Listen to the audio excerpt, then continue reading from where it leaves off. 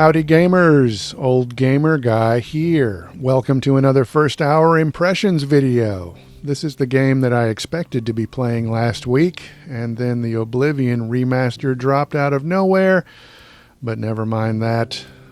We have a few modes available that were not in the original game, such as the Horde Assault. We have a speed run mode and a permadeath mode, but I'm going to be in story mode. We have a number of difficulty settings. I will just be in the normal setting for this video here. And we start off well into a post-apocalyptic sort of a panic. There's an infection spreading throughout the population, so of course the humans are panicking.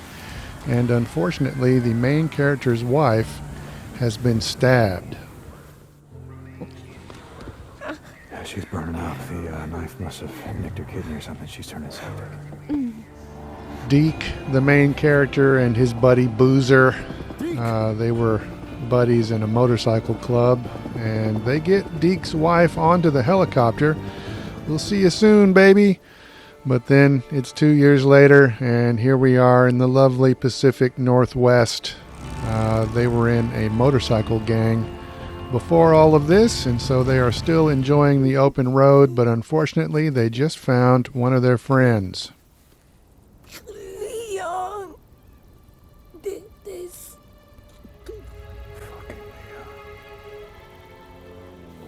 Fucking Leon. And there he goes, as luck would have it. So Deke and Boozer are going to give chase, and you do spend a lot of your time in this game on your bike. And I remember the bike being fun to ride, although it's kind of annoying in the beginning of the game before you start to get some upgrades. But never mind that for now. Deke and Boozer have caught up with Leon, and they are still giving chase. But this first part of the game sort of reminds me of Uncharted. The whole post-apocalypse setting reminds me of The Last of Us, but this almost looks like the beginning of an Uncharted game here. But Deke knows how to track, and so here we see a game mechanic where he is doing a sort of a scan of the area where he reveals information that he can look at, and soon enough they catch up with Leon. Oh, holy shit! Get down! Ah!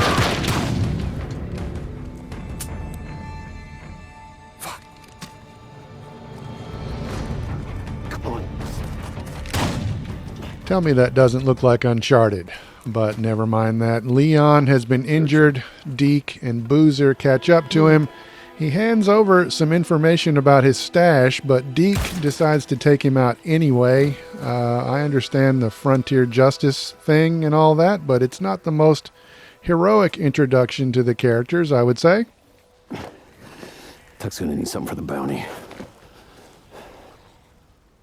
I'm playing this on PS5 Pro, and by default we are in enhanced mode. There's also a performance mode and a quality mode, but this whole video will be in enhanced mode, and I also turned off motion blur, but never mind that. Deke's bike has been damaged in that exchange, but they realize there is a nearby garage, so we get a quick ride through the open world. I remember this environment being quite impressive.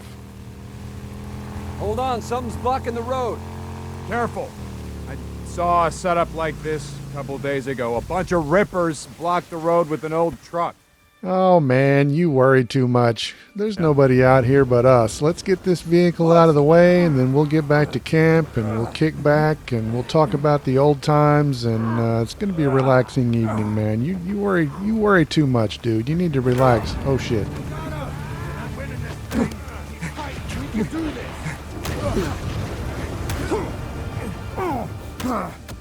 I have to admit, I was just watching Deke get punched right there for a few seconds before I started mashing the square button to try to do anything about it.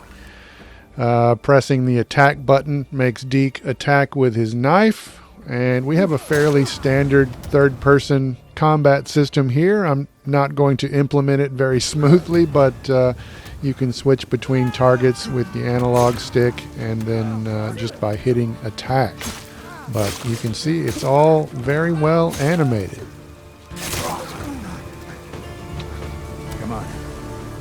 We're almost there. Coming up on the old Nero checkpoint. We're almost there. There are a bunch of these Nero checkpoints in the game, and also a bunch of these tunnels. I don't think there's ever a time when you can just travel through these tunnels unimpeded, but they have little side passages where you can find some loot. What the hell? I didn't plan on this, goddammit!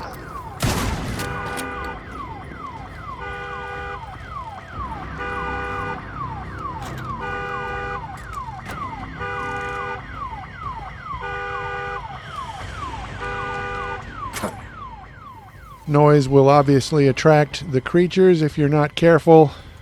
Here we have a little opening for a side passage and some creatures a little further down the way there, so I could attack them directly, but if I go this way I might find a little bit of loot in a side room, and then I can attack them from another angle.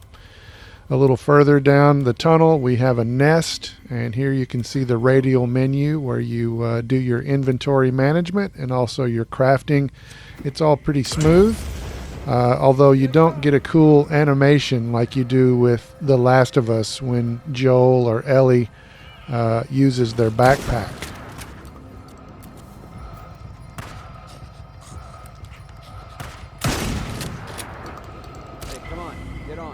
Yeah, okay, give me a sec. There are a number of those nests scattered around the world, so that is another thing that you will be dealing with throughout the game, but never mind that. Here is where we were going to look for a part for Deke's bike, and unfortunately it is overrun by infected. So we're going to get our first good look at some of the infected here, and unfortunately you won't see a horde in this video. I'll have to make another video for that, but right now Boozer is going to cause a commotion and try to draw some of these creatures away so Deke can find a part for his bike. These creepy little bastards are called newts. They are obviously infected children. I thought that was kind of hardcore and cool that they used infected children. They won't actually attack you until you get too close to their nest, but never mind that. We're about to get a stealth kill here.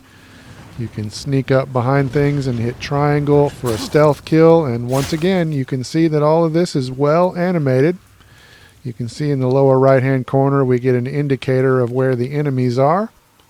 But I remember this gameplay. I remember really enjoying this when I played through the game the first time. I really enjoyed this environment, and I feel like the ecosystem of the creatures is really well done.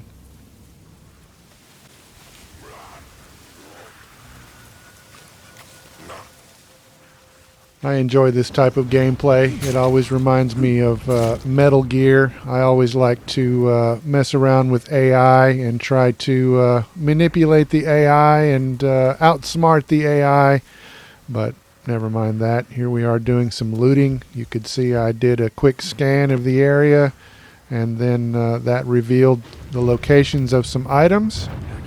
And so now I'm just going to sneak around in these buildings and try to find some stuff without alerting any more creatures. We have normal loot, and then occasionally you'll find a place like this where you need a combination for this safe, and then over here we have a collectible. So the usual open world type stuff in a lot of ways, kind of typical in a lot of ways for an open world, but I really enjoy this post-apocalyptic setting myself. Here I am getting under the hood of this car, and I'm going to use, what is that, an air filter? I think that's an air filter, and we're going to use it to make a suppressor for our gun, which doesn't make a ton of sense, but gameplay-wise, it's not bad. You can also buy those suppressors in friendly camps when you have enough a high enough opinion with that particular camp. But never mind that. Let's get back to these little creepy newt characters. You're going to see them a little bit closer here. I'm not going to do this very smoothly, but I'm going to kill a few newts here. Light it up.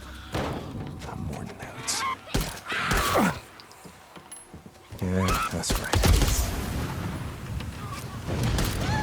Yeah, that's what I thought.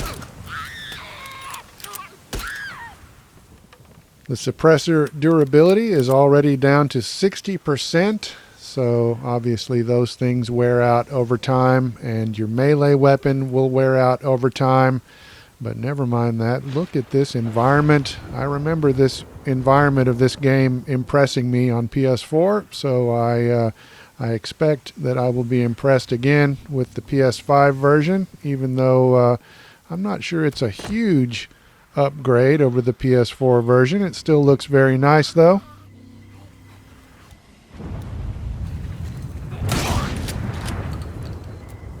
So now all the newts are gone. We can check around for some loot, and soon enough I find the part I was looking for.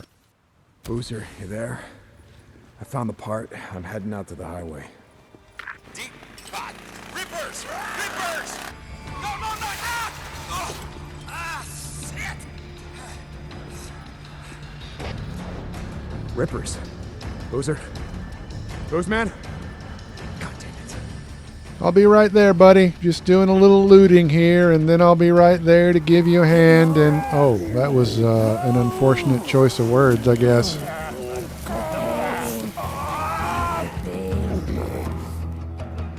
So Boozer's having a tough time here, and the game wants me to use cover, but I'm not going to use cover at all.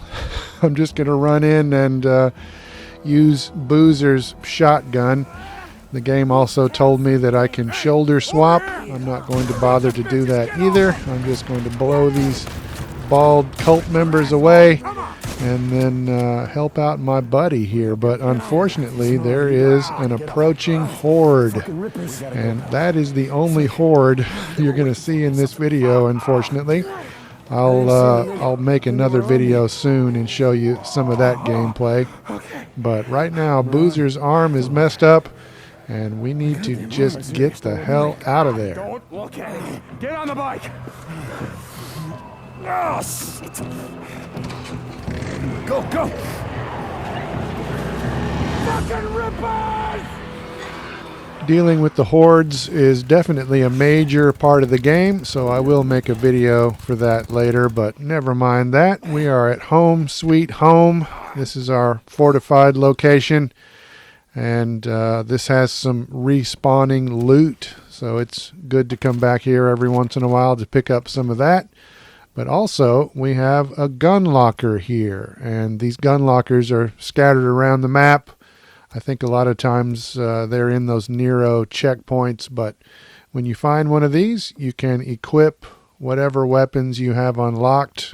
Obviously, I don't have very much here at the beginning of the game, but man, look at this landscape. I remember, I don't remember if I ever actually did it, but I remember thinking that I should make a time-lapse video of this landscape. I'm not taking Boozer's bike. I gotta get to mine before it gets dark.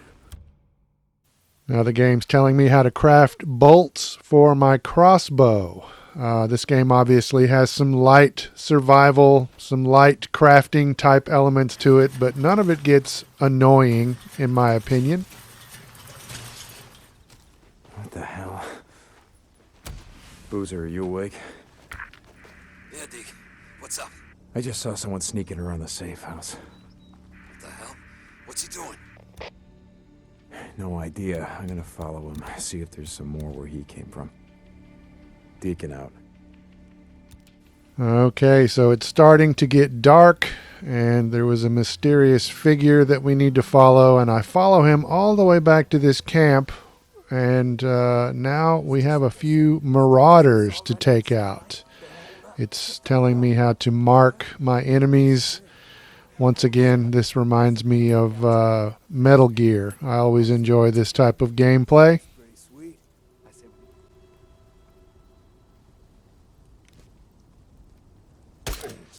These marauder camps are yet another activity that you will do multiple times throughout the game. And then, of course, when you take out these camps, then you have less chance of being jumped when you're out on the road. But never mind that. Deke has made it back to his bike, and his bike is gone. But once again, he sees a strange figure, and he knows that there is a camp nearby, and so he decides to follow this guy. I didn't take your bike, man. I swear. I'm not gonna kill you. Stop running. You gotta ask Copeland. I don't know nothing. Hey! Just want my bike. So we're following this guy. He has gotten well ahead of us, so I'm going to have some combat here, and you can see how long it takes for an unupgraded melee weapon to actually kill one of these things. And I'm actually going to get quite injured here. So now it says I can hold left on the digital pad to heal, and I'm just almost dead. So I do get this healing thing done before this other creature attacks, and one final shot puts that creature down. So that was a close one. That was the closest I came to dying in this early part of the game, but never mind that. We have reached a camp. St. John, is that you?